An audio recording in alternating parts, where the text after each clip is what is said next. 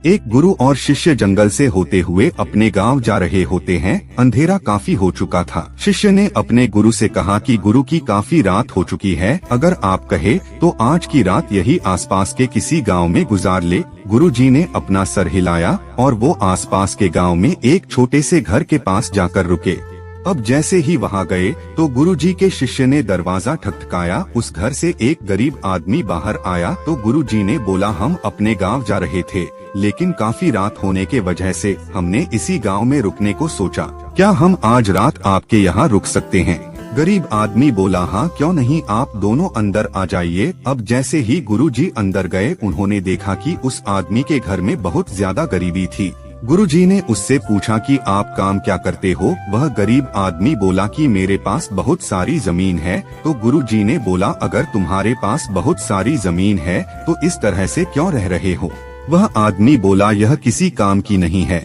गांव वाले बोलते हैं कि ये बंजर जमीन है, यहाँ पर कुछ भी नहीं उगाई जा सकती है और वहाँ फसल उगाना बहुत बड़ी बेवकूफी है।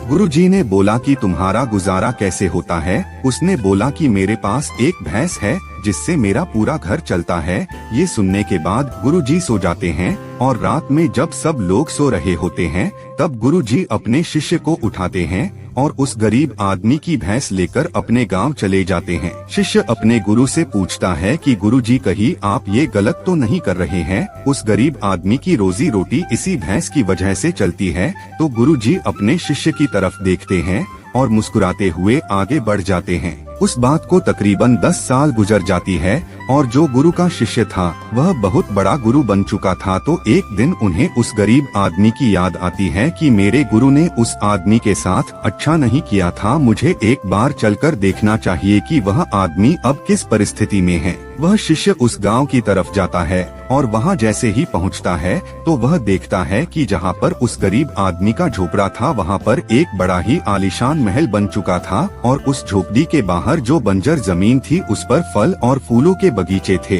तभी उधर से उस घर का मालिक आता है। शिष्य उसे पहचान लेता है और उस आदमी को बोलता है, तुमने मुझे पहचाना? मैं अपने गुरुजी के साथ आया था, हमने एक रात के लिए आपके यहाँ रुके भी थे। वह आदमी उसे पहचान लेता है और बोलता है कि उस रात में आप कहाँ चले गए थे? और उस रात के बाद ही मेरी भैंस कहीं चली गई थी, मेरे पास कोई रास्ता नहीं था, तो मैंने अपने जमीन पर मेहनत की और फसल निकल आई और आज मैं इस गांव का सबसे बड़ा और सबसे अमीर आदमी बन चुका हूँ। ये सुनने के बाद शिष्य के आंखों में अपने गुरुजी के लिए आंसू आ गए और उसे ये बात अब समझ आई और वो रोने लगा। इस कहानी से हमें ये सीख मिलती है कि हमारे अंदर ऐसी बहुत सी टैलेंट छुपी हुई है, लेकिन हमें कोई ना कोई चीज रुका कर रखी है। वो आपके फैमिली वाले भी हो सकते हैं, आपको जॉब भी हो सकती है, कुछ और भी हो सकता है। देखिए, आपके पास भी तो भैंस की जैसी कोई दूसरी चीज तो नहीं है जिसने आपको आगे बढ़ने से रोक कर रखा है। कहानी से कुछ सीखने को मिला तो हमें ग्रो होने में मदद करो। Thank you.